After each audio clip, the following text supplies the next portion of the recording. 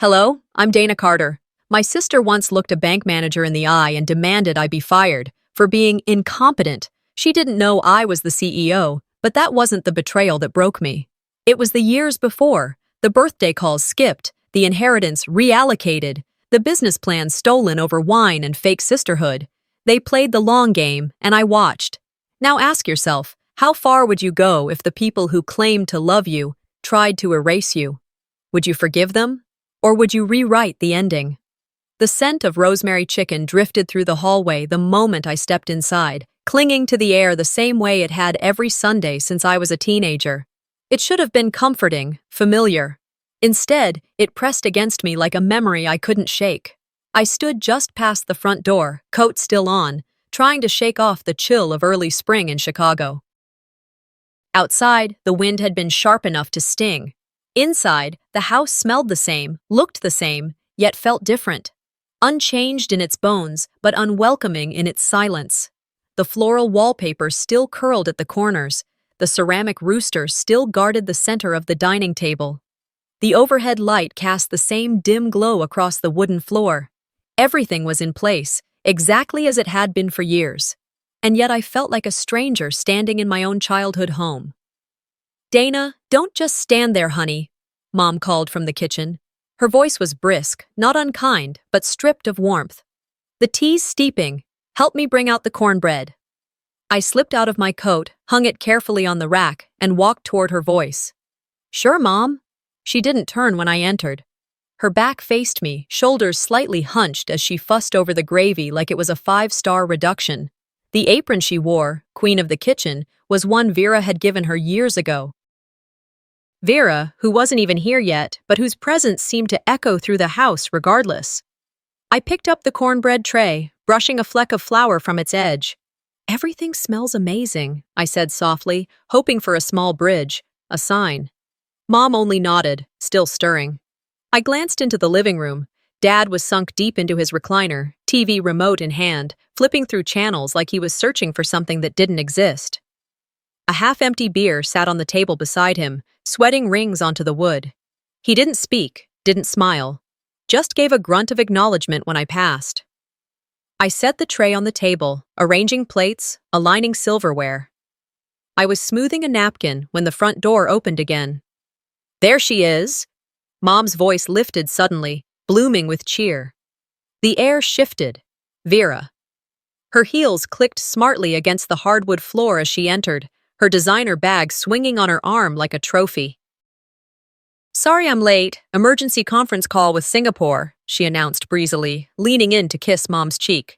"No worries, sweetheart. You're here now," Mom chirped, her face glowing in a way it hadn't for me. She gestured vaguely in my direction. "Dana already helped with the setup." Vera's eyes flicked to me, sparkling with mischief. "Aw, look at you, little helper," she cooed. Her tone landed sharp, sugar-coated, and cutting all at once. I forced a smile. "Glad to be useful." We gathered around the table, plates filling quickly, roast chicken glistening, green beans stacked neatly, mashed potatoes whipped to a cloud. The smells were rich, the kind that should have made my mouth water. But the air was thick, heavy. The dinner felt staged, as if the script had been rehearsed without me. "So, Vera," Dad said, reaching for a roll, "how'd that merger go?" Vera dabbed her lips delicately with a napkin before speaking, her voice smooth and dripping with pride.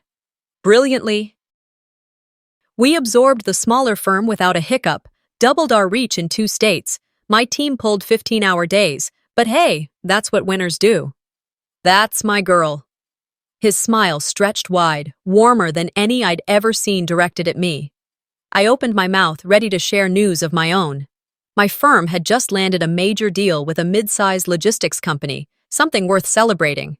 But before I could speak, Vera lifted her glass. "To Dana," she said, eyes locked on me. Her lips curved into a smirk disguised as a toast. "The dreamer of the family. Always. Almost making it." Chuckles rolled around the table. Even Mom stifled a laugh behind her hand.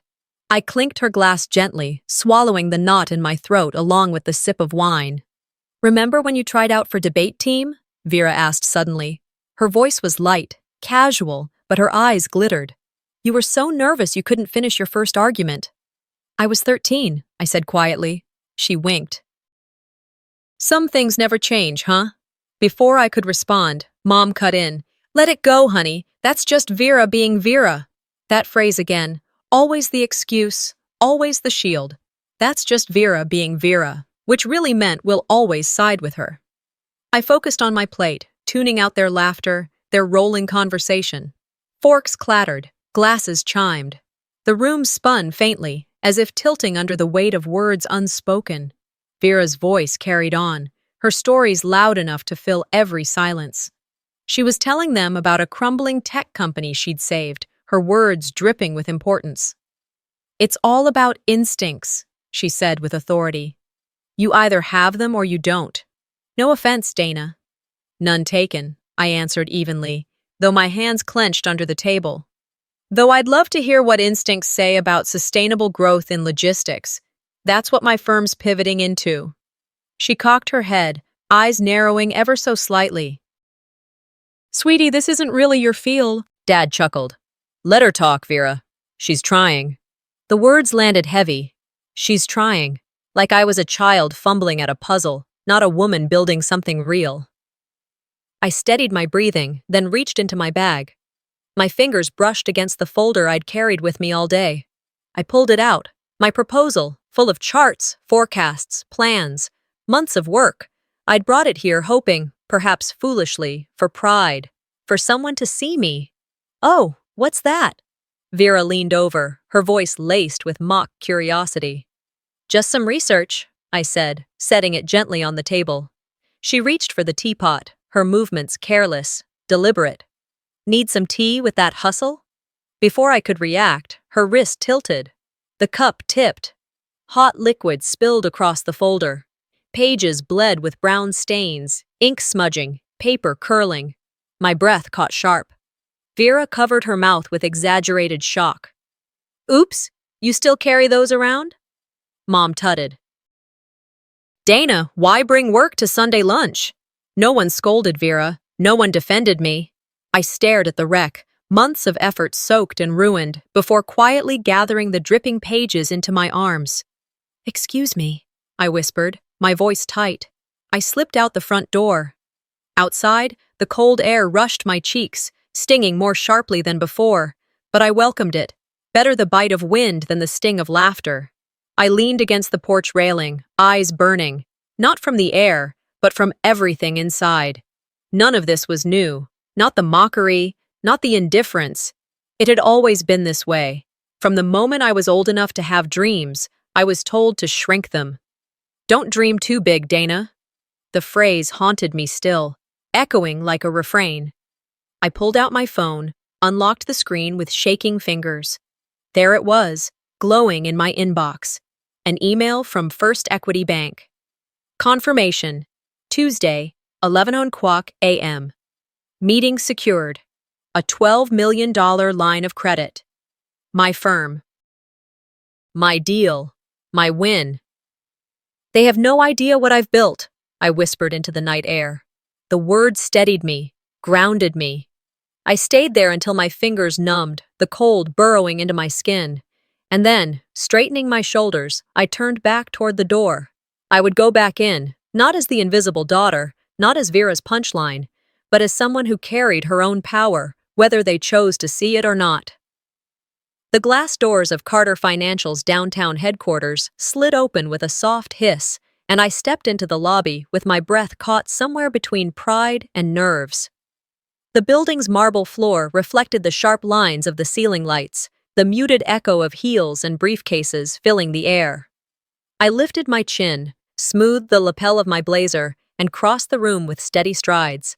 The receptionist at the front desk gave me a polite nod, professional, detached, as though I were another mid-level employee coming in for a long day. She had no idea. Few did. Behind her, mounted on the wall, gleamed the brass plaque, Dana Carter, CEO. The title was engraved in small, discreet letters, understated but permanent. It was there for anyone observant enough to notice, yet invisible to most who walked past without looking twice. That was how I preferred it, until now. My phone buzzed in my pocket, I slid it out, glancing at the screen. A text from Callum, my chief of staff. 10:30 a.m., meeting lobby. Another message arrived immediately after. Your sister is in the lobby. Even reading the words made my chest tighten. Vera in this building meant tension, doubt, disruption. She carried storms with her, and wherever she appeared, something cracked. I pressed the elevator button and stepped inside when the doors opened. The hum of the motor reminded me of engines, of secrets in motion, of unseen machinery carrying weight upward. I closed my eyes for a breath, then opened them as the elevator chimed softly on the executive floor.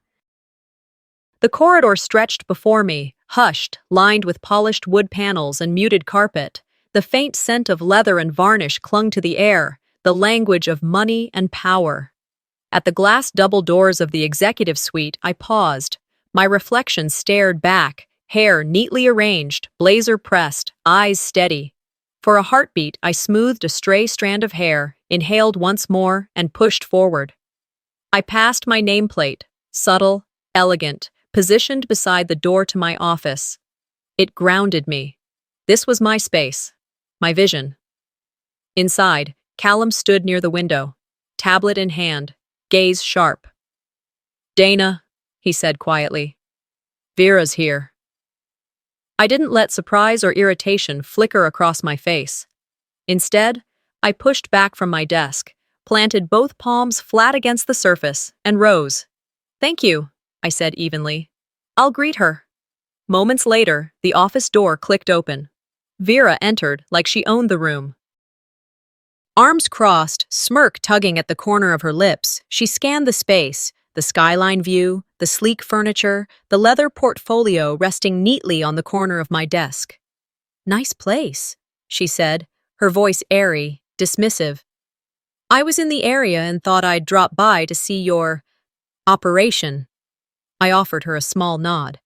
Glad you did.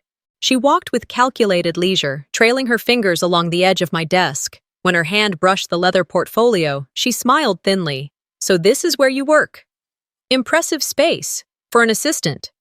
A laugh slipped past her lips, quiet, but pointed. You must report to someone powerful. I let the comment hang in the air, refusing to give her the satisfaction of a flinch. I report to results, I said calmly. Then I gestured. Water? Coffee? She waved a manicured hand. No, thanks. I'm fine. I stepped aside, motioning toward the boardroom. We've got a large meeting in 20 minutes. Her eyes narrowed slightly. Planning a presentation? She tilted her head. You know, I've seen the files. That merger you're working on is a big one.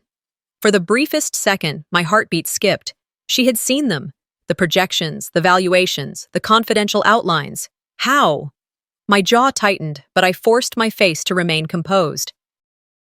She took a step closer, voice laced with challenge. So, tell me, Dana, who's really in charge here? The mocking lilt in her tone was unmistakable. She expected me to break, to confess that I was a cog, not the engine. But instead, I smiled softly. I am, but I don't need to parade it. Vera chuckled, low and derisive. We'll see how long that lasts. With that, she pivoted on her heels and drifted toward the boardroom corridor, leaving behind a cold silence that echoed long after her footsteps faded. Callum stepped closer, his voice low. She got into the merger file. She took photos. I nodded slowly, gears turning in my mind. Good. Let her dig. We'll see what she thinks she finds. He frowned. Should I remove her? I shook my head. No. Let her stay. Shadow plays expose more than locked doors. Together, we stepped into the corridor. Up ahead, Vera paused at the glass wall of a side conference room. Inside, a team of analysts had left charts and forecasts pinned across a board. She angled her phone, snapping photos quickly, her smirk never wavering. I walked up beside her, voice calm. Need directions? The boardroom's down the hall. She turned sharply, defensive. I know where I am, thank you. I didn't press. Instead, I stepped ahead, letting her linger. A junior banker walked past just then, giving me a respectful nod before glancing at Vera. This area is for executive staff only, ma'am. he said politely. Vera laughed lightly, covering her discomfort. I'm just visiting. I said nothing. Silence in that moment was sharper than reprimand. Back in my office later, I reviewed the security feed. The footage showed Vera gliding through the halls, angling her phone, whispering hurriedly into it. She thought she was invisible. She thought she was clever. You have no idea whose company you're walking through, I murmured under my breath, my voice steady with resolve. I pulled up the locked folder on my screen, labeled clearly, Board, Restricted. Inside were the true merger files. Not the drafts Vera had stolen, but the real documents, the ones with every clause I had personally inserted.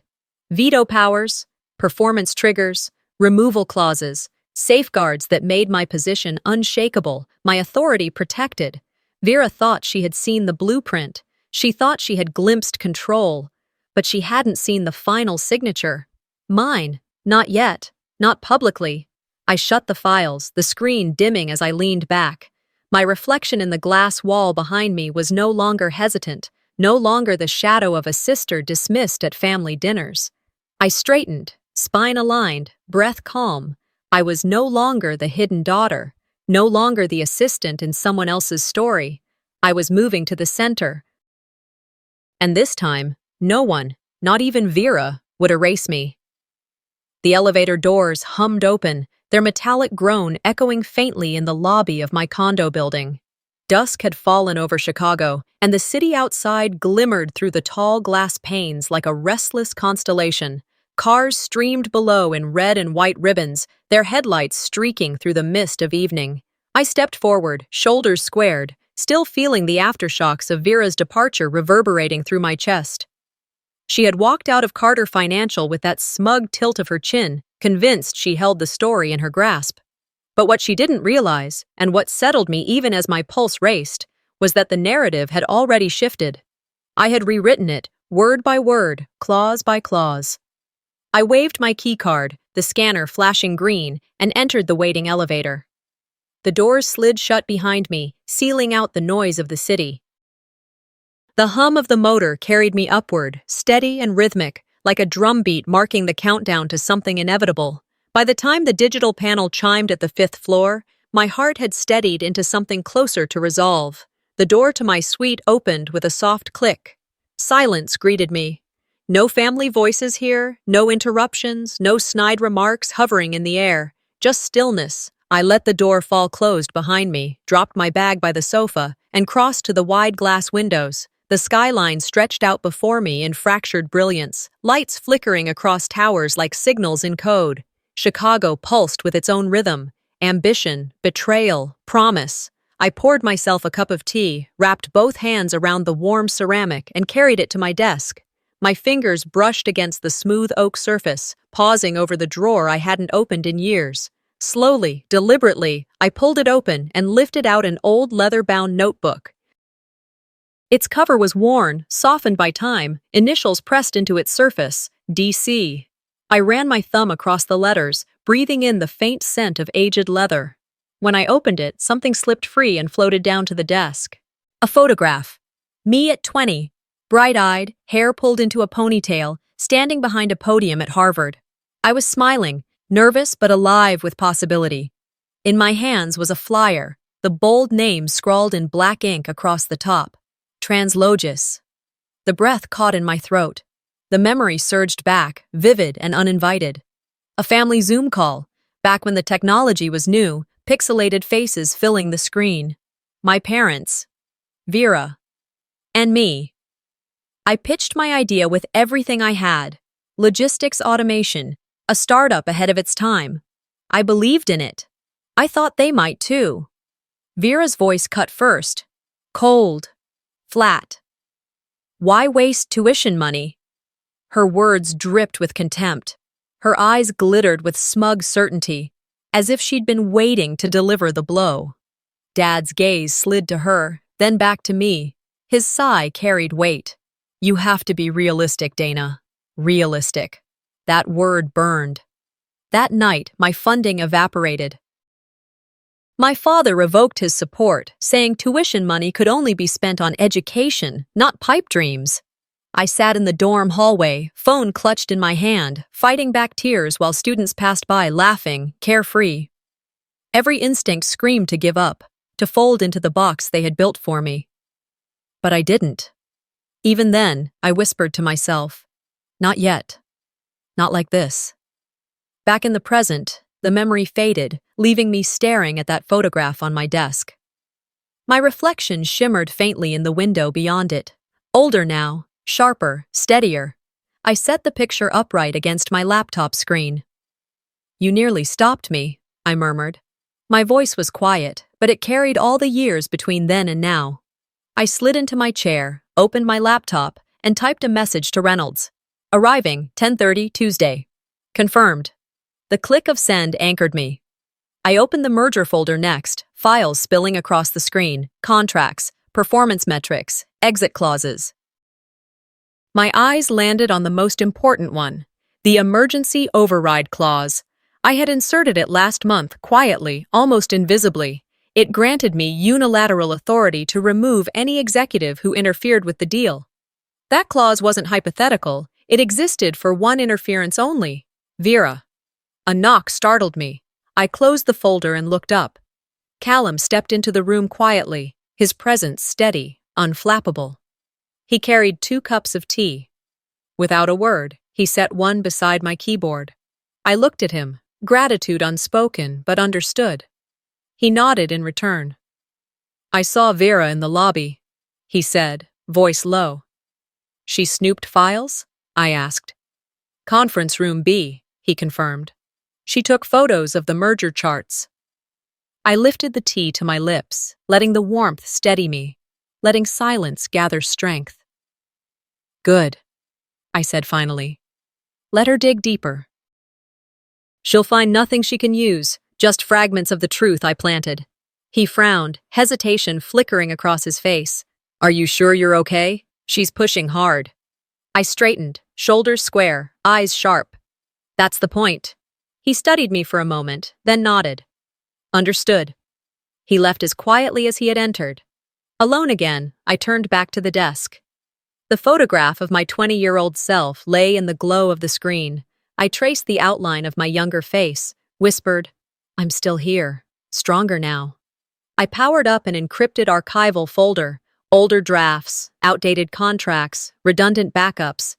My eyes skimmed every signature, every digital stamp, every audit log. There were no blind spots. Every avenue Vera might try to exploit, I had already anticipated. My phone buzzed against the desk, an incoming encrypted message, ready to talk, Reynolds. A flicker of warmth bloomed in my chest. He had believed in me then, when others didn't. And now he would be my witness, my ally. I closed the laptop, pushed back my chair, and stood. Stretching, I crossed to the window again. The city lay beneath me, restless and alive, its pulse echoing my own. Tomorrow wouldn't be another family drama. Tomorrow, Vera and I would not just be sisters circling each other with old grudges. We would be adversaries, across the table. Her move was obvious. Mine. She would never see coming. The heavy glass doors of Central Bank's grand lobby swung inward, and I felt the air shift before I even heard the sound. She stepped through just behind me. I didn't need to turn. Vera's presence always arrived before she did, a shadow that pressed on the room, sharp and inescapable. The stone floors gleamed under recessed lighting, polished to a shine that mirrored every passing heel. Conversations echoed across the marble walls, clipped tones of finance and formality. I squared my shoulders, tightened my grip on the folder in my hand, and walked forward, heels striking a steady rhythm. Behind me, Vera's stilettos clicked against the tile like a herald announcing royalty. Heads began to turn. Faces brightened. Executives and junior bankers alike shifted into subtle bows of acknowledgement. She moved through the lobby as though it were her coronation, as though the spotlight belonged to her by divine right, and for the moment, they let her have it. I paused at the threshold of the board briefing area. Glass walls framed the glittering skyline beyond. Inside, clusters of well-dressed executives huddled together, voices hushed but tinged with expectation. I closed my eyes for a fraction of a second, centering myself, then adjusted the folder under my arm. When I stepped inside, it was not with hesitation, but with deliberate calm. The moment Vera's eyes found mine, her lips curved upward in a practiced smirk. She tilted her head, a silent broadcast to anyone watching. "I belong here." I gave her nothing but a neutral nod. Then I moved past the clusters and took a seat near the back, where I could see everything without needing to demand the spotlight. Her smirk faltered for only a breath before she turned, beaming at another executive across the room, making sure everyone saw where she thought the power resided. The pre-meeting orientation began. A murmur of papers, the low whir of the projector. Then, like a spark catching dry tinder, Vera's laugh cut through the quiet. "Someone fetch me coffee," she said, light but commanding, "and make sure it's not the intern this time." A ripple of chuckles spread through the room. Several pairs of eyes shifted toward me, some amused, some pitying. I didn't flinch. My gaze remained on the presentation screen, posture unbroken. She leaned just enough for her voice to carry, syrupy and sharp. "Oh, sorry. I thought she was staff. What is she doing with our documents?" Her eyes flicked toward the table in front of me. At the bait dangled, sharp and obvious. I let it hang for a beat, then whispered just loud enough for her alone. "I'm exactly where I need to be." A faint murmur rippled through the nearest rows. Her lips tightened into another smirk, but her eyes narrowed. She thrived on barbs, on reactions. I gave her none.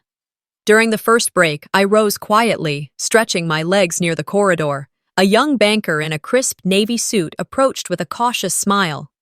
"Ma'am," he said politely, "this zone is for executive staff only." He gestured toward the reception area. "There are open seats that way." Before I could answer, Vera's laugh rang out again, higher, shriller. The banker faltered, glancing between us. I smiled gently. "Thank you for the direction," I told him. "I'll stop by later." Then I stepped aside, leaving the aisle open, letting Vera's smirk reflect back at her in the polished glass. Later, by the water fountain in the hall, she cornered me. The hum of voices from the meeting rooms drifted like static in the background. She leaned close, her perfume sharp, her tone low but edged. "I don't know why you're here," she whispered, "but don't embarrass the family." I met her gaze squarely, letting the silence stretch before answering. "You might want to consider your own reputation," I said evenly. Her eyes flashed. "Don't pretend you run this show." "I don't pretend," I replied, voice quiet but steel-lined. "I act." I turned and walked away, my heels carrying me toward the boardroom. She followed, close enough for me to feel her breath, but I didn't grant her another glance. As I passed a cluster of board members, I noticed one whispering into his phone, his expression sharp, observant. At the far end, Mr. Reynolds stood with arms folded, watching. His eyes caught mine, and in them I saw not dismissal, but recognition. Another executive's face hardened, grave with awareness. To most, I might have been invisible. To the ones who mattered, I was very much present. Inside the meeting room, Vera swept in first, claiming the corner seat like a throne. I entered quietly after, my steps measured, and chose the seat directly opposite her. The overhead lights buzzed faintly, casting a cold glow across the long table. The projector whirred to life, illuminating charts and clauses across the glass wall. The speaker droned through the orientation, uninterrupted. I sat still, pen poised, expression calm. Across the table, Vera shifted in her seat. She masked it well, but I saw it, uncertainty flickering behind her polished facade. Once she tried to interject, sliding a comment into the middle of a clause explanation. Without looking up, I lifted my pen in silence, then lowered it to my notes. The gesture was simple, but final. The speaker continued. Vera fell quiet. At another point, she leaned toward the chief partner at her side, her voice pitched low but sharp. "You know," she said, "the assistant is getting bold lately." The partner's brow furrowed. He turned to glance at me, not with derision, but with confusion, questioning her words. My pulse stayed steady. I'd caught the insult in the corner of my ear, but I didn't rise. I only tucked it away, another entry in a ledger I no longer intended to ignore. When a pause came, I slipped my phone from my blazer and typed quickly, "She's rattled already." Callum's reply appeared within seconds. Good. Keep pace. The meeting wound down. Papers shuffled. Slides dimmed. Voices returned to their conversational murmur. Vera lingered near the doors, performing her favorite ritual, pretending to network, weaving herself into every cluster, every conversation, as though each nod validated her crown. I packed my folder slowly, deliberately, then stood. My steps carried me toward her, steady as a clock. She arched one eyebrow, lips curved into that same smile she always wore when she believed she'd won. "You seem comfortable here," I said softly, letting the words settle between us. "I'm glad you came." Her smile sharpened. "And you seem comfortable now. Let's see if you can stay that way." I nodded once, the barest hint of a smile touching my lips, then turned and walked out. Behind me, the glare of the overhead lights fell harsh across her face. Around her, the hidden glances of those who had watched everything began to gather. For once, her throne looked less certain. And for once, I left her standing in the silence. She thought I was playing a part. What she didn't realize was this. I wasn't reading her script. I had written my own. The hushed corridors of Central Bank stretched around us, cool marble underfoot, glass-paneled walls catching the muted glow of recessed lights. The briefing had just ended, the hum of executives retreating into private conversations and phone calls. I spotted Vera lingering near one of the marble columns, arms crossed like a queen in exile, her lips curved in that familiar smirk, the one she wore whenever she thought she'd landed a punch that no one else could counter. I didn't hesitate. My heels clicked against the polished floor as I approached, folder tucked under my arm, every step measured, deliberate. I stopped just in front of her. "What you're doing isn't just unprofessional," I said, voice calm, low, but edged with steel. "It's destructive." The words hung in the space between us, echoing faintly against the marble. I held her gaze, unwavering. Vera's laugh cracked sharp through the silence, mocking, almost theatrical. "You're lecturing me?" she said, drawing out the syllables like a dagger. "Sweetheart, stay in your lane." Her tone was dripping with condescension, the kind that sought to strip me of legitimacy in a single breath. I let the insult hover between us. Then I answered, steady as stone. "This is my lane." I reached into my satchel, pulled out a sealed envelope, and slid it toward her across the polished surface of a side table. The paper made the faintest hiss as it moved, coming to rest just inches from her hand. "Consider this a warning," I said. Her eyes flicked to the envelope, curiosity betrayed by the briefest hesitation. "What is that supposed to be?" she mocked, though her smirk tightened. "A polite threat?" "It's documentation," I replied evenly. "Detailed. If your undermining continues, it becomes official record." For the first time, her facade cracked.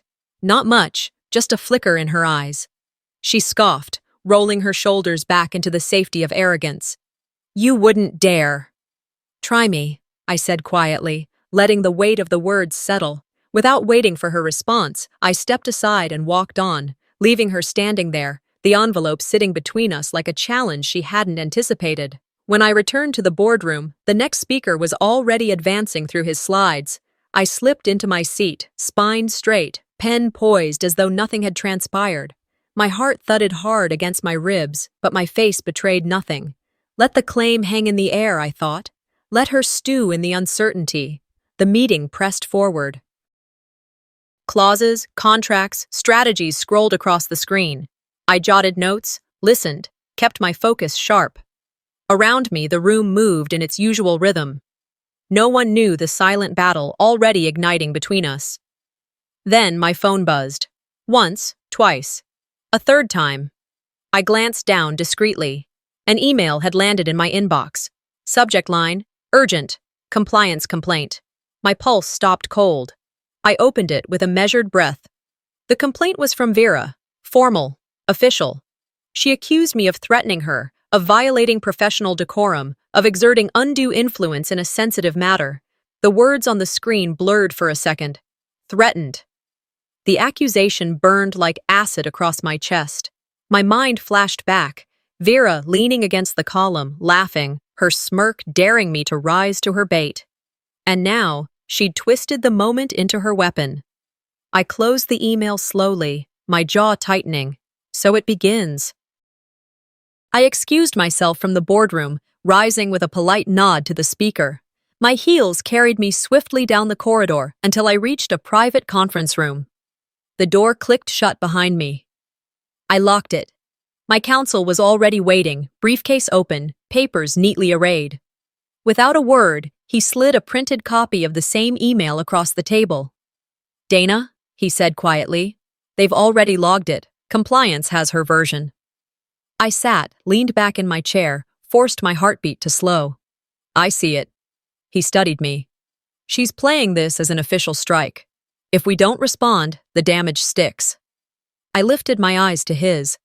"I've been documenting every interaction, every hallway exchange, timestamps, notes, security footage." His brow eased. "Then we can refute. We can build the counter case." I shook my head slightly, lips curving with resolve. "We'll do more than refute. We'll break the narrative." His eyebrows lifted. "Are you ready to take it that far?"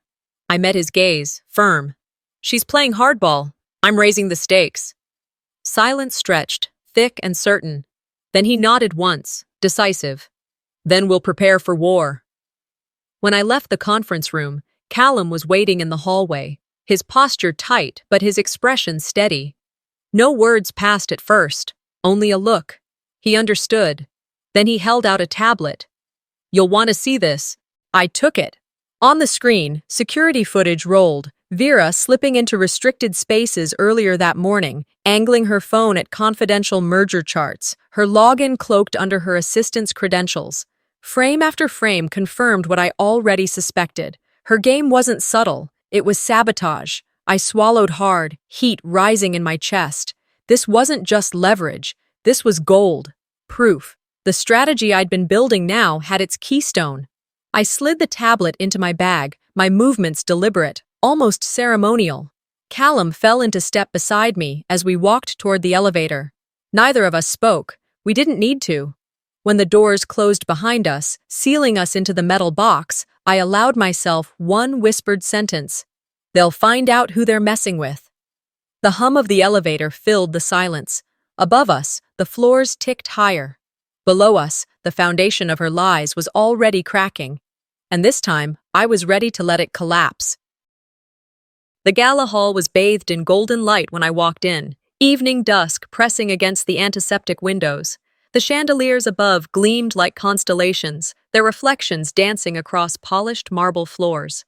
I slowed at the doorway, inhaling the scent of white roses and polished silverware, straightening my jacket. I saw Vera already mingling, laughing too loud, shadows under her eyes. Servers glided between tables, balancing trays of champagne and hors d'oeuvres. Guests in black tie gave her nods. A woman glanced at me, mistook me for staff, and asked softly, "Can I get another Pinot Noir?" I nodded and passed, silent strength holding me upright. I slipped into a chair at the edge of the room, beside a column. Vera spotted me. Her mask faltered for just a second. She waved her glass, flashing that practiced smile. Soon she rose to make a toast. The room quieted. "Ladies and gentlemen," she said, voice bright, "we appreciate everyone making tonight possible. Some of us know our places, and our roles." She raised her champagne glass, then glanced at me. A ripple of unease cut through the clinking of glasses. A few guests laughed. Others shifted. I kept my face calm, small but sharp in my eyes. When she finished, applause broke. Vera sat back down, chest puffed. She had struck. I sat still. Then, nearly imperceptibly, I rose. The hush deepened. I tapped my glass lightly. "Since we're speaking of roles, allow me to clarify mine." My voice was quiet but carried. She turned red. Heads turned. I unfolded the truth carefully, confidently. "I am Dana Carter, CEO of Carter Financial. I conceived this merger, negotiated the terms, drafted every condition. Any confusion ends tonight." Murmurs flew across the room. Vera's lips parted, eyes wide. The silence held only for a moment. Then Mr. Reynolds stood, raised his glass. "To clarity." A handful of guests followed. then more. Applause rose, soft at first, then swelling. Vera's posture crumpled, as though the floor had given way beneath her. She remained frozen, occasional glances at me, then away. Her empire of illusion cracked in that room. I sat again, letting the recognition roll like slow waves. After the toast, guests resumed chatter. Soft music filled the space, but tension lingered. I caught Vera's eye. She looked torn, humiliated, but also wary. Later, as the gala wound down, I drifted into a quieter hallway near the service stairs. Vera followed. She leaned in low, voice edged. "You really think you can unseat me this easily?" I met her glare steadily. "I warned you. That toast was your last stage." I paused. "I won't tolerate sabotage in my house." She sneered. "Don't pretend you're in control." I stepped closer. "I always have been." I turned and left her there, power humming in my veins. Back among guests, I returned to my seat at the head table. The rest of the dinner passed in hushed glances, polite applause, and led conversations leaning toward me. The merger was no longer speculation, it was mine. Tonight changed everything. Vera believed she had me boxed in, but I knew the rules. I wrote them. Morning light filtered through my blackout curtains, steadily pushing aside shadows. My phone buzzed relentlessly on the nightstand. I sat up, reached over, and saw headline after headline. Merger CEO under investigation. Sources say deal may collapse. My breath lodged in my throat. I unlocked the screen. The forged memo was in every major news outlet. Someone had leaked it, with my signature or a version of it. Someone declared I was under investigation. Anxiety would normally knot my stomach, but not today. Today I felt rage mixed with cold calculation. "She really did it," I muttered, voice soft like wind through dead leaves. I dressed quickly, slipping into a dark blazer and blouse. My movements were sharp, efficient. I called my legal counsel and PR strategist at once. I refused to speak first, letting them make the first moves while I measured their reactions. In our conference room, legal sat with scanned documents. PR displayed draft statements. I leaned back in a chair, looking at the forged memo, the source cited as anonymous insider. "They'll believe anything once it looks official," I said. "But that signed version, the one traceable to Vera's assistant's account, goes live today. You know the script." My counsel nodded. PR pushed forward the press release. "Any false allegations published today are baseless. Full forensic audit to follow." A cease and desist was cued.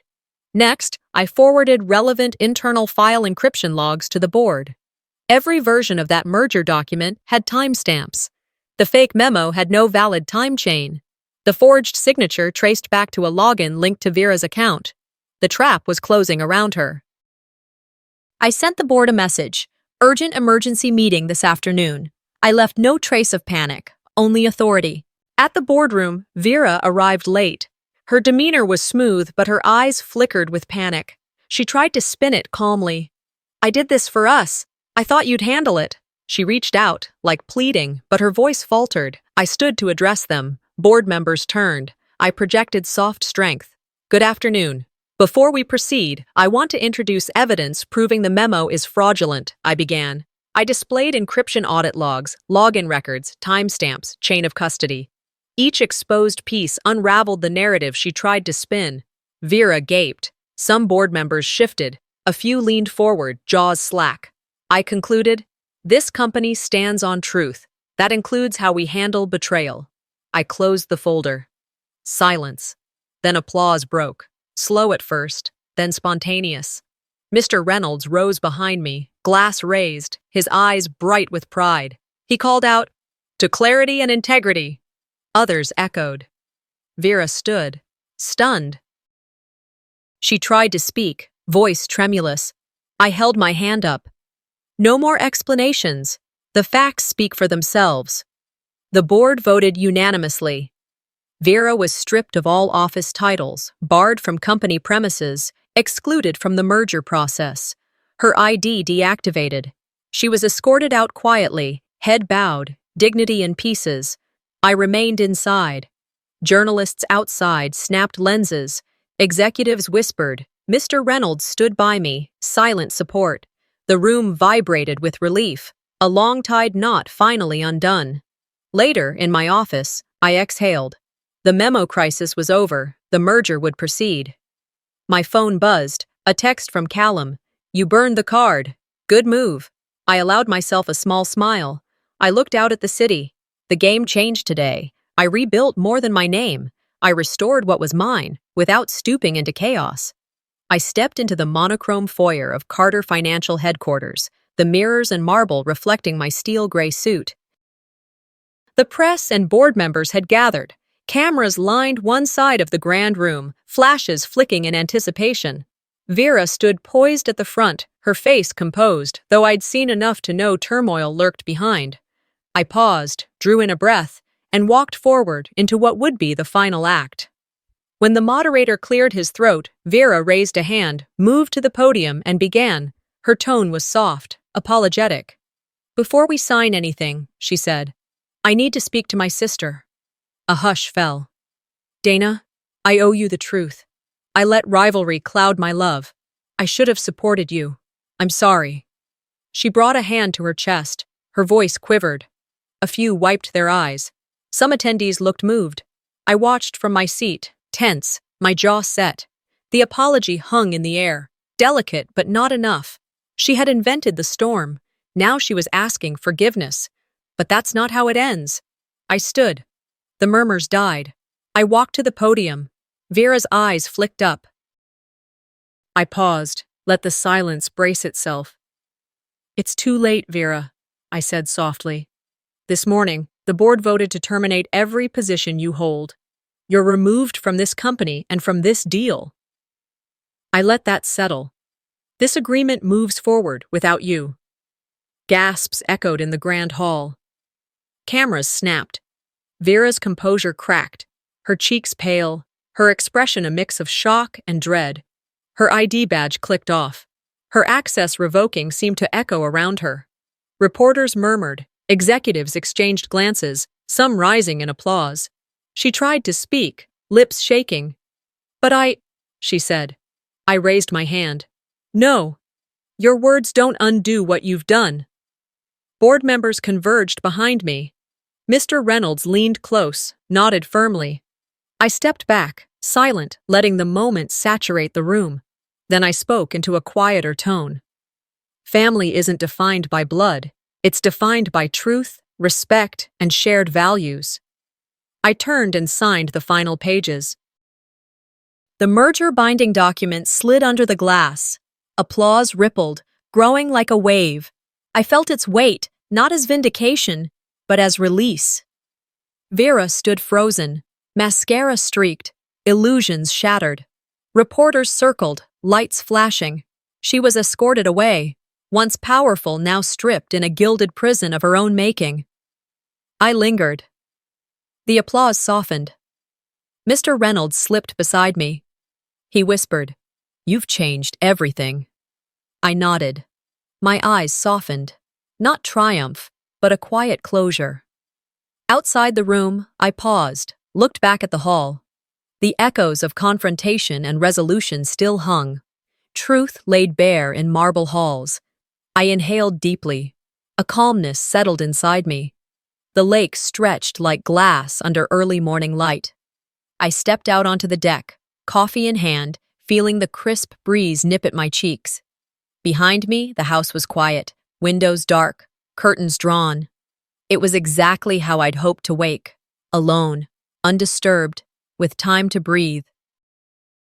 When I looked at the water, I saw reflections, not of trees, but memories. The merger behind me, the corporate battlefield crushed. Carter Financial was now nothing less than a symbol of integrity regained, yet a storm of emotion still simmered inside my chest. I sipped the coffee, letting its warmth settle me. I glanced over the railing, watching birds skim the surface. For a moment, I let the tension fade. The silence was a gift. Inside, I walked to the den.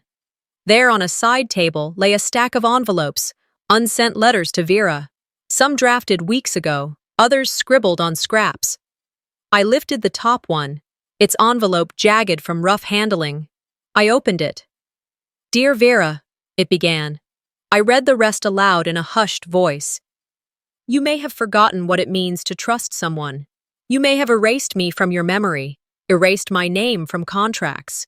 But one thing is true. Blood doesn't erase lies. I won't pretend anymore. I forgive you, but I will never go back. My voice cracked slightly. I closed the letter. I could mail it, but did I really need to? Maybe closure was enough. At that moment, the door opened behind me. Mr. Reynolds stepped in quietly, carrying 2 thermoses. He set one on the desk. I looked up. Morning, he said softly. Thought you might want more coffee. I nodded. Thank you. He lingered, eyes scanning the room, then settled on me. I brought you news. Shareholders are thrilled, profits exceeded forecasts, staff morale is at its highest since restructure. You didn't just rebuild a company, you rebuilt confidence. I blinked back tears. That's more than business. It's healing. He smiled. And they see it. You gave them more than leadership. You gave them backbone. I blinked again. That means something coming from you. He nodded, quiet again. Then he asked, have you tried reaching out to Vera? I shook my head. She left the country, no forwarding address. Maybe she ran from the truth she asked for. He placed a hand on my shoulder. Some bridges mend, others don't. That doesn't mean you failed. I folded my hands. I thought of those unsent letters again. I gathered them, stacking neatly. I walked to the mailbox outside and slipped one envelope inside, the final letter to her. I stood there a moment, watching it fall. Inside again, I came to the window overlooking the lake. Sunlight broke across the horizon in pale gold streaks. I whispered, I forgive you, but I don't forget, and I don't return. I stepped back into the house, placing my CEO nameplate gently into a drawer. I turned to the table. There stood a framed photo, me at 20, hopeful, unaware of betrayal. Beside it, small engraved words, never let them write your story. I touched the frame and left it there. The sun climbed higher. I walked toward the kitchen to get another cup of coffee. The day was beginning, not with vengeance, but with purpose. Sometimes the deepest wounds don't come from strangers. They come from the ones who share our blood. This story isn't just about revenge. It's about reclaiming identity, finding strength in truth, and understanding that loyalty isn't owed, it's earned. Have you ever had to walk away from someone you once called family to protect your peace? If this story resonated with you, don't forget to subscribe for more powerful, emotional journeys that remind us just how resilient the human spirit can be.